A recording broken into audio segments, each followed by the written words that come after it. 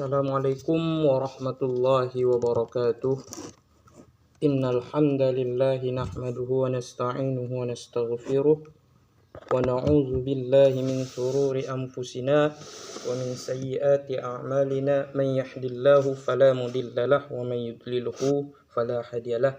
Yang saya hormati Bapak pengampu dosen mata kuliah problematika hadis kontemporer. Baik, saya akan memaparkan jawaban, yaitu menjawab pertanyaan dari soal ujian akhir semester pada mata kuliah problematika hadis kontemporer. Yang pertama, jelaskan kenapa ada problematika hadis di zaman kontemporer.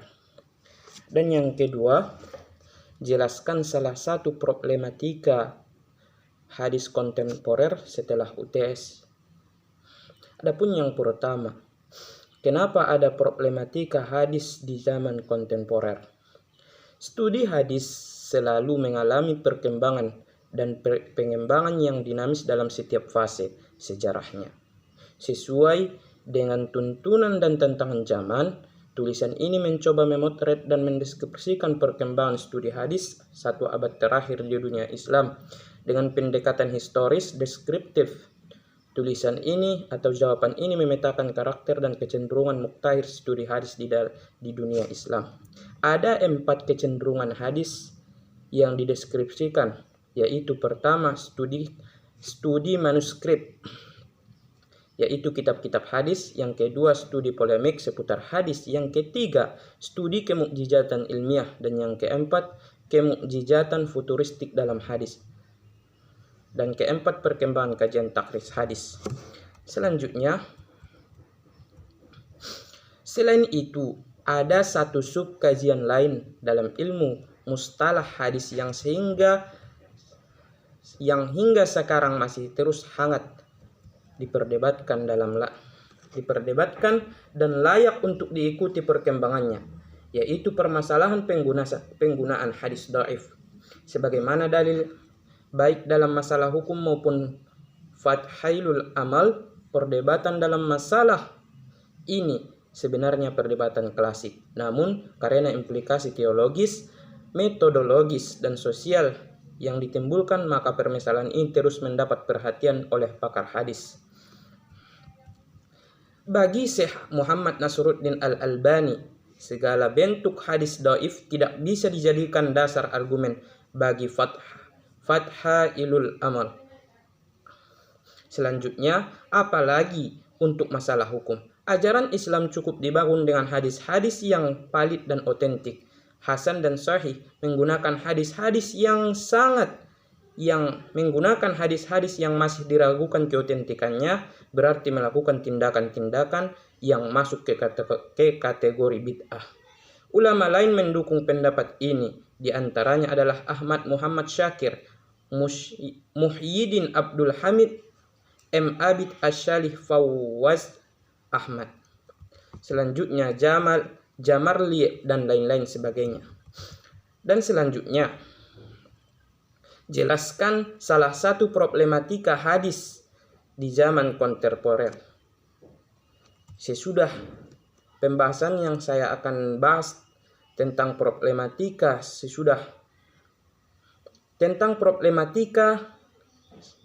hadis kontemporer sesudah UTS, yaitu tentang salah satunya yaitu tentang ingkar sunnah, di mana pemikiran ingkar sunnah ini sama dengan pemikiran neomoderasi, di mana ingkar sunnah modern, di mana pada proses pemikiran menunjukkan sikap pemikiran yang liberal, bebas, dan baru saja yang dapat berujung pada penghancuran, yakni penolakan terhadap sunnah. Ingkar sunnah ada paham atau pendapat perorangan kelompok yang menolak sunnah Nabi Muhammad Sallallahu Alaihi Wasallam sebagai landasan hukum Islam. Sunnah yang dimaksud mulai dari sunnah yang sahih baik secara substansi, yakni sunnah praktis, pengalaman sunnah amaliyah, atau sunnah formal yang dikodifikasikan para ulama, yang meliputi perbuatan qaulan perbuatan fi'lan, dan persetujuan Nabi Shallallahu Alaihi Wasallam atau takriran. Faham ini muncul sebagai kelompok kecil sempalan saja dalam sejarah perkembangannya, sehingga faham ini tidak dapat berkembang dan tidak dapat memberi warna. Selanjutnya yang macam-macam ingkar sunnah atau neo-moderasi. Menurut Muhammad Abu Jahran menjadi dua kelompok. Yang pertama, kelompok yang menyatakan secara jelas menolak sunnah. Dan yang kedua, kelompok yang mencaci maki periwayatan hadis dan kesahihan sunnah dengan dalil bahwa para periwayat hadis merupakan manusia biasa sama seperti kita. Dan yang selanjutnya, latar belakang timbulnya neomoderasi atau ingkar sunnah antara lain disebabkan karena adanya pengaruh antara lain, diantaranya yang A, gerakan modernisasi, yang B, gerakan Islam yang murtad, selanjutnya kebodohan umat, dan selanjutnya mencari popularitas saja. Dan sunnah merupakan sumber hukum kedua setelah Al-Quran, di mana diwajibkan kita mempercayai sunnah sebagaimana kita umat Nabi Muhammad SAW. Kita wajib mempercayai sunnah sebagaimana Al-Quran adalah petunjuk, pedoman bagi umat manusia, dan sebagaimana sunnah sebagai pelengkap dan penjelas di antara ayat-ayat Al-Quran. Dan apabila kita mengerjakan yang disunnahkan oleh Nabi Muhammad SAW, merupakan imbalan sebuah pahala. Sebagaimana kita mempercayai Al-Quran karena sunnah merupakan panduan hidup yang sangat berarti selain dari Al-Quran. Oleh karenanya, marilah kita, sebagaimana ingkar sunnah ini sangat tidak dibolehkan. Karena sunnah merupakan perkataan Nabi. Sebagaimana Nabi kita adalah pemimpin umat Islam, kita sebagai umatnya harus mentaati pemimpin.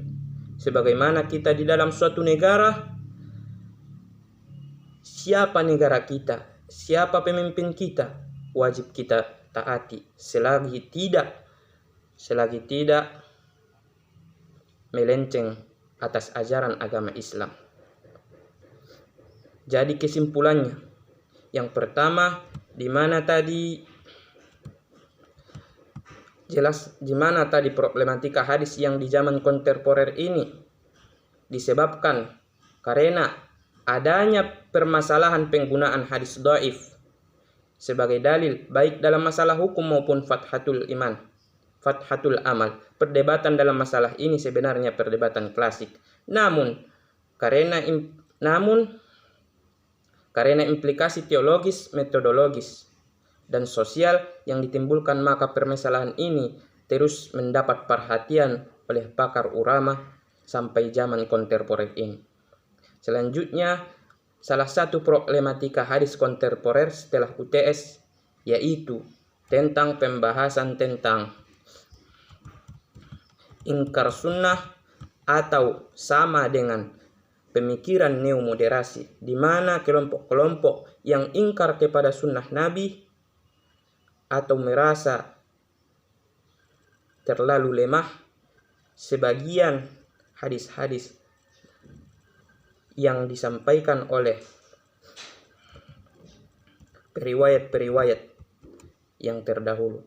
Mungkin cukup sekian yang saya dapat. Salah dan janggalnya saya mohon maaf. Wabillahi taufiq wal hidayah wa ridwana wal inayah. Assalamualaikum warahmatullahi wabarakatuh.